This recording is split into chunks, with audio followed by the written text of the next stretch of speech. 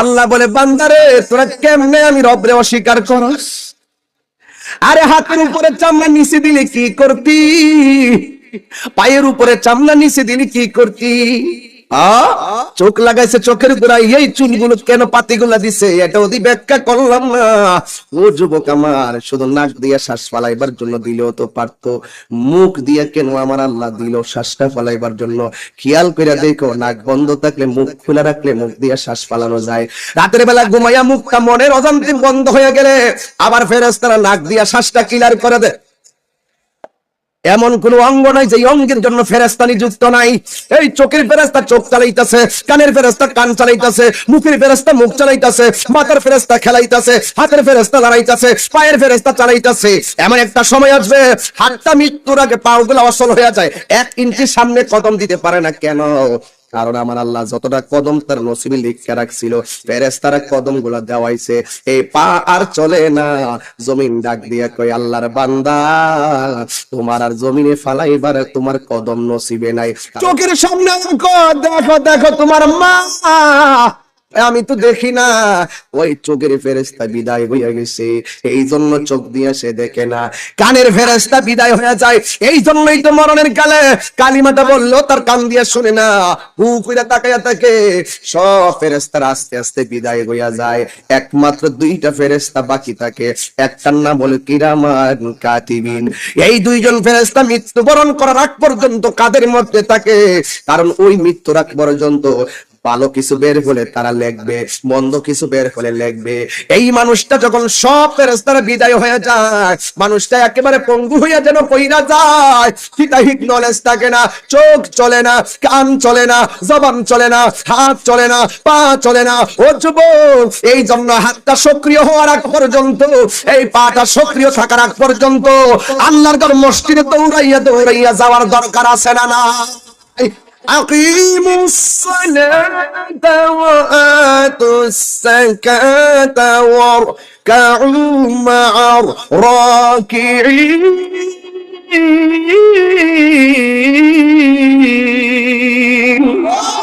হায় হায় হায়, আল্লাহ কয় নামাজ কায়েম করো, যাকাত প্রদান করো, ওয়ারকাউ রুকু করো, মার রাকিন রুকুকারীদের সাথে।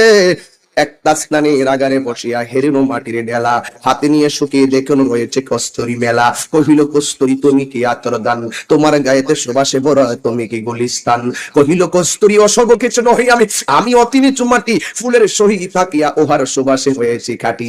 সৎসঙ্গে স্বর্গবাস, অসৎসঙ্গে সর্বনাশ। আল্লাহ কয় ওয়ারকাউ মা'আর রাকিন, তোমরা রুকু করো রুকুকারীদের সঙ্গে। আরেক জায়গায় কুনু মা'আস সাদিকিন, তোমরা সত্যবাদীদের সঙ্গে হইয়া যাও। সত্যবাদী হলো আমার আল্লাহর ওলি গো।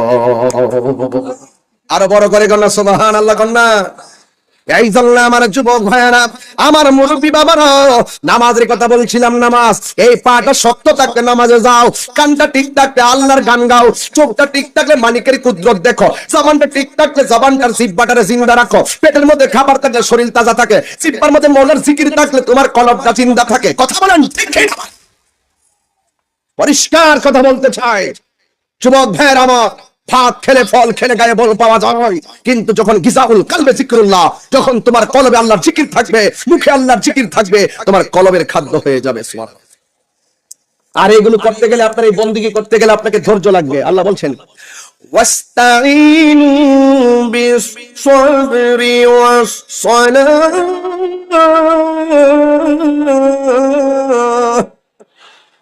আল্লাহ বলছেন নামাজের কথা বলার আগে বলছে ধৈর্য ধারণ করো। তোমরা সাহায্য চাও বিশ্ববরি, ধৈর্যের সাথে। কিসের সাথে? ধৈর্যের সাথে। ধৈর্যশীল যারা কম কথা বলে তারা, কথা বলেন ঠিক কিনা? ধৈর্যশীল যারা চিন্তা ভাবনা করে কথা বলে তারা। আর আমাদের দেশে তো রাগই বেশি।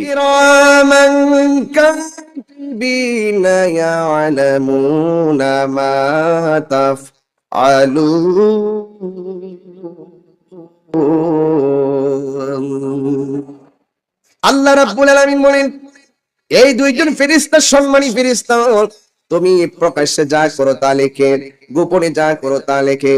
বান্দা যখন মারা যাবে হাতের ফেরেশতা বিদায় নিবে, পায়ের ফেরেশতা বিদায় নিবে, চোখের ফেরেশতা বিদায় নিবে, পায়ের ফেরেশতা বিদায় নিবে। সব নেওয়ার পরে দুইজন ফেরেশতা রূহটা বের হওয়ার আগ পর্যন্ত থাকবে। রূহটা বের হওয়ার পরে তারাও বিদায় নিয়ে নিবে। এই দুইজন আমার আল্লাহরে ডাক দিয়ে বলবে, আল্লাহ এতদিন তো তোমার বান্দার কাঁধে ভালো কিছু লিখলাম, মন্দ কিছু লিখলাম, আল্লাহ এখন আমরা যাব কোথায়? আমরা প্রত্যেকের সাথে দুইজন করে ফেরেশতা আছে না নাই? আরে ফেরেশতা যে কতগুলা হিসাব আছে। এমন ফেরেশতারা কিরামান কাতিবিন আল্লাহর ডাক দিয়া বলবে, আল্লাহ আমরা এতদিন বান্দার কাজে নিয়োজিত ছিলাম, সে ভালো বললে আমরা ভালো লিখেছি, মন্দ বললে মন্দ লিখেছি, এখন আমরা কোথায় যাব? আল্লাহ বলবে তোমরা আসমানে যাও। প্রথম আকাশে যাওয়ার পরে ফেরেশতারা বলবে জায়গা নাই। দ্বিতীয় আসমানে যাও। দ্বিতীয় আসমানে যাওয়ার পরে বলবে আল্লাহ তিল দাঁড়ানোর সুযোগ নাই। চতুর্থ আসমানে যাবে, যাইয়া দেখবে চুল পরিমাণ জায়গা নাই যে এক জায়গায় দাঁড়াবে। এত ফেরেশতা আমার আল্লাহ বানায়া রাখছে। চতুর্থ আকাশে যাবে, বলবে আল্লাহ একটু জায়গা নাই। এবার বলবে পঞ্চম আকাশে যাও। পঞ্চম আকাশে গিয়ে দেখবে জায়গা নাই। ষষ্ঠ আকাশে যাও, সেখানেও গিয়ে দেখবে জায়গা নাই। সপ্তম আকাশে যাও, সেখানেও গিয়ে দেখবে জায়গা নাই। আল্লাযী খালাকা সাবআ সামাওয়াতি তিবাকা, আল্লাহ রাব্বুল আলামিন এই ৭টা আসমান রে বানাইছে। আমার আল্লাহ রাব্বুল আলামিন ৭টা স্তর দিয়া ৭টা আসমান বানাইছে। একটা আসমান থেকে আরেকটা আসমানে যাইতে ৫০০ বছর রাস্তা। আল্লাহ বলবে হে ফেরেশতারা তোমরা সপ্তম আকাশে যাও। সপ্তম আকাশে যাবে, যাওয়ার পরে ফেরেশতারা বলবে আল্লাহ আমরা দুইজন যে দাঁড়াবো কোনো জায়গা নাই। এখন আমার আল্লাহ রাব্বুল আলামিন তাদেরকে কেন ঘোরাবে? এই দিক দিয়ে লাশটার দাফন করার আনুষ্ঠানিকতা চলতেছে, ওই দিক দিয়ে আমার আল্লাহ ফেরেশতারে ঘোরাইতেছে। যেই মাত্র লাশটা দাফন কাজ শেষ হয়ে যাবে, আল্লাহ ডাক দিয়ে বলে ও ফেরেশতারা যাও, যা জমিনে যাও। আল্লাহ সব জায়গায় গেলাম, জায়গা পাই না। ওই কোন জায়গাটা খালি আছে? আল্লাহ তারা যেই জায়গায় কবর দিছে সেই জায়গাটা খালি আছে। আল্লাহ বলে তোমরা সেই জায়গায় দাঁড়াইয়া যাও। আরে বহুত ভিতরে ওয়াজ করতেছি রে বাবা, বাইরে না কিন্তু, খুব ভিতরে কিন্তু। আল্লাহ তোমরা সেই জায়গার মধ্যে দাঁড়াইয়া যাও। এবার তারা সেই জায়গার মধ্যে দাঁড়াইয়া যাবে। বদের ফেরেশতার জবান বন্ধ থাকবে আর নেকের ফেরেশতার জবানটা খোলা থাকবে। এর মানে আমার আল্লাহ কয় ফি আই সূরাতিন মাশা রাক্কাবা, আমি আল্লাহ বান্দারে বড় মায়া কইরা বানাইছি। খালাকতু বিয়াদাইয়া, আমি আল্লাহ বান্দারে নিজের হাত দিয়া বানাইছি। আল্লাহু আকবার বলেন। দেখেন বদের ফেরেশতার জবান বন্ধ, লেখা বন্ধ, আর নেকের ফেরেশতার জবানটা খোলা। এখন আল্লাহ রাব্বুল আলামিন ফেরেশতারা আশিকের কবরের পারে দাঁড় করে দিব। প্রত্যেকটা বান্দার কবরে দাঁড়াইয়া দাঁড়াইয়া এই মুনকির আমান কাতিবিন আল্লাহরে ডাক দিয়ে কইবা আল্লাহ এই বান্দাটার মাফ করে দাও, সুবহানাল্লাহ এই বান্দারে মাফ করে দাও। এমন ভাবে কিয়ামত পর্যন্ত কবরবাসীর জন্য ফেরেশতা আল্লাহর কাছে তোমার জন্য আমার জন্য গুনাহ মাফ চাইতে থাকবে। দেখছো রে বাবা আমার আল্লাহ বান্দারে এমনে মাফ করার কত বাহানা করে রে বাবা। এরপর আমরা বান্দারা বুঝি না, এরপর আমরা বান্দারা বুঝি না। আমার নবী আপনার নবী আর একটা হাদিস আছে, আন আব্দুল্লাহ ইবনে উমর রাদিয়াল্লাহু তাআলা আনহু قال قال رسول الله صلى الله عليه وسلم ما من مسلم يموت يوم الجمعة أو ليلة الجمعة إن وقاه الله فتنة القبر। আল্লাহ রাব্বুল আলামিনের হযরত আব্দুল্লাহ ইবনে উমর রাদিয়াল্লাহু তাআলা আনহু থেকে বর্ণিত, قال তিনি বলেছেন قال রাসূলুল্লাহ সাল্লাল্লাহু আলাইহি ওয়াসাল্লাম, আমার নবীজি বলেছেন মা মিন মুসলিমিন, যদি কোনো মুসলমান ইয়ামুতু মৃত্যুবরণ করে ইয়াউমাল জুমআতে জুমার দিন, ওয়া লাইলাতাল জুমআ অথবা জুমার রাতে, বৃহস্পতিবার দিন গিয়া কি জুমার দিন অথবা জুমার রাতে, আমার নবী আপনার নবী বলেন ওয়াকাহুল্লাহু ফিতনাত আযাবিল কবর, আল্লাহ রাব্বুল আলামিন তারে কবরের ভয়াবহ আযাব থেকে maaf করে দিবে। এই আওয়াজে মানি না, এই জুমার দিন আল্লাহর কাছে মৃত্যু কামনা করে জবানটা খুলে হুঙ্কার দিয়ে দিল নরম করে আল্লাহকে ডাক দিয়ে বলো আল্লাহ আপনি কবুল করেন, আপনি কবুল করেন।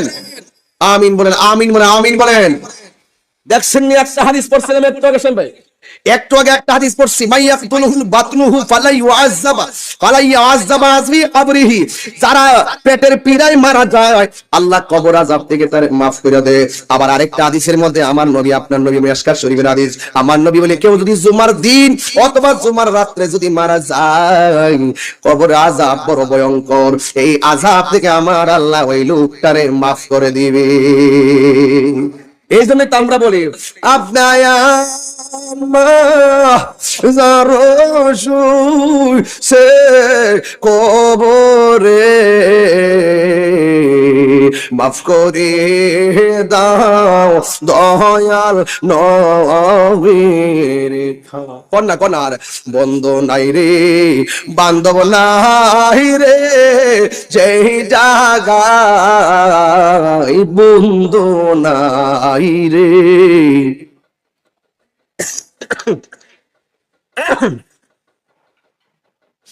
সেই জাগারি বন্ধু নবী মুস্তাফা, সেই জাগারি বন্ধু নবী। এই কবরেরই আযাব যদি মানুষ দেখিত, হরে কবরের ওই হে আযাব যদি মানুষ দেখিত, গরবারি সারিয়ারে পাগল হইত বল, গরবারি সারি পাগল। এই যুবক ভাইরা, তোমরা আজকে মুখ বন্ধ করে রাখছো কেন? বলো না, কবরের আযাব যদি মানুষ দেখিত, ওরে গরবা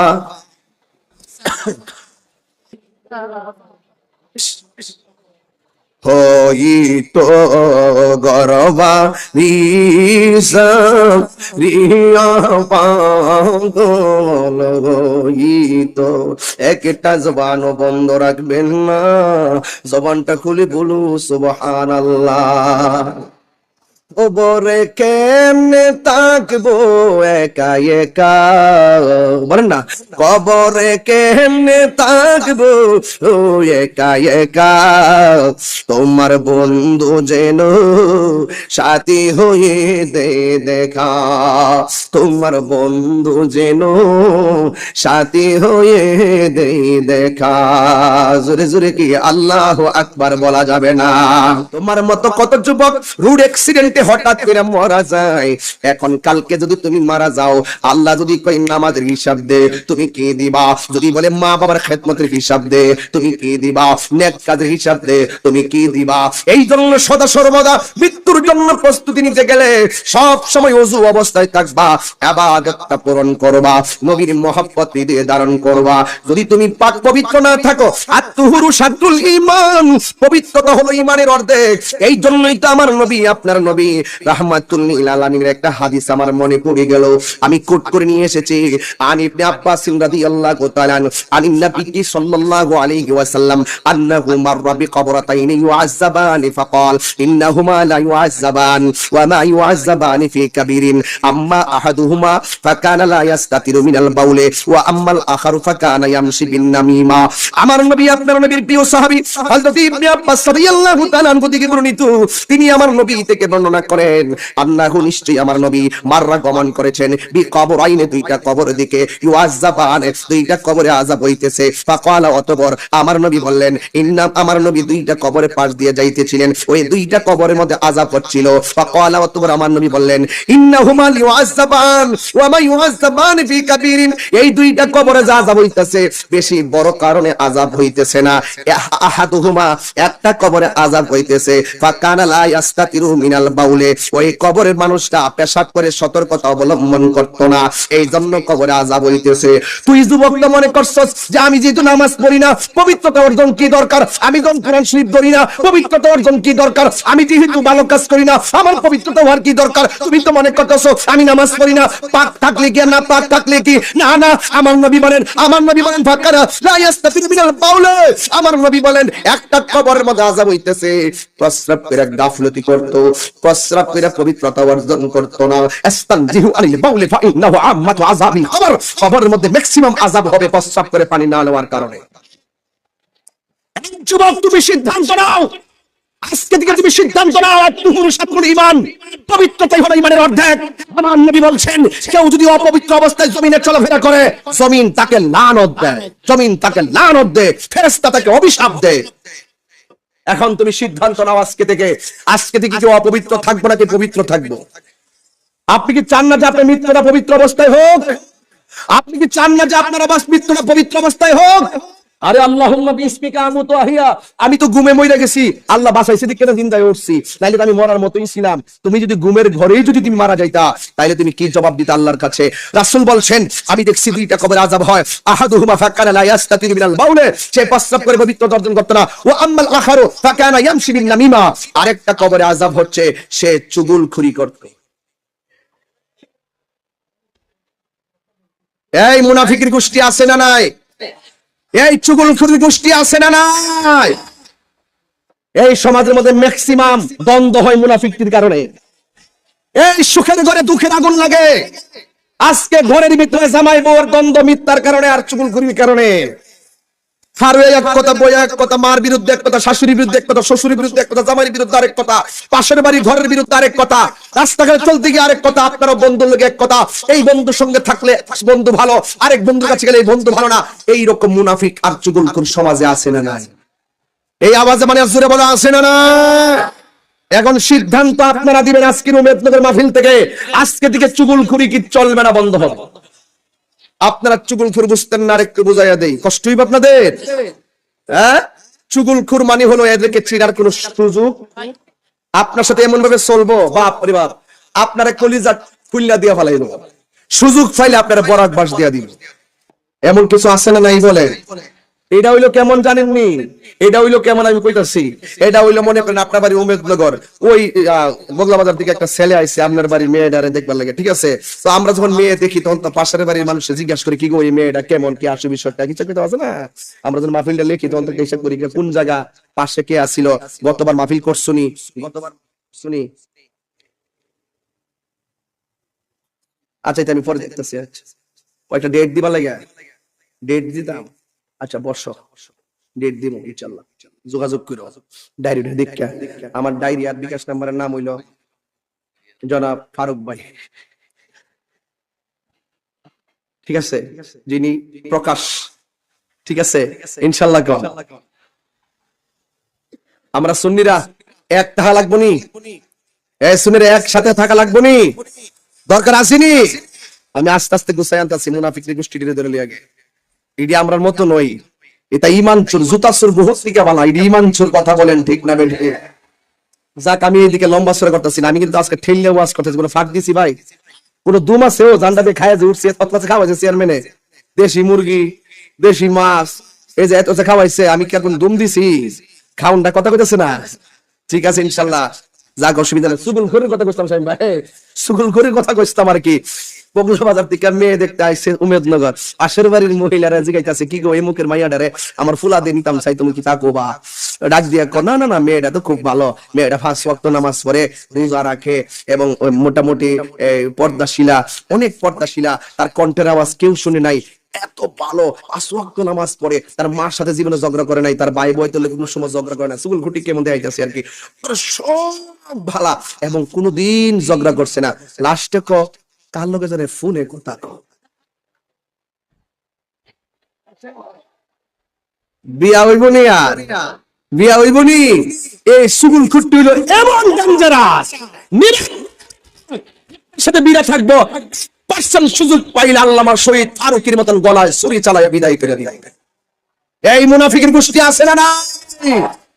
এরা আমরার মতো নই, সুযোগ পাইলে বাস দিবা, আসেনি এরকম সিন্নারে কেন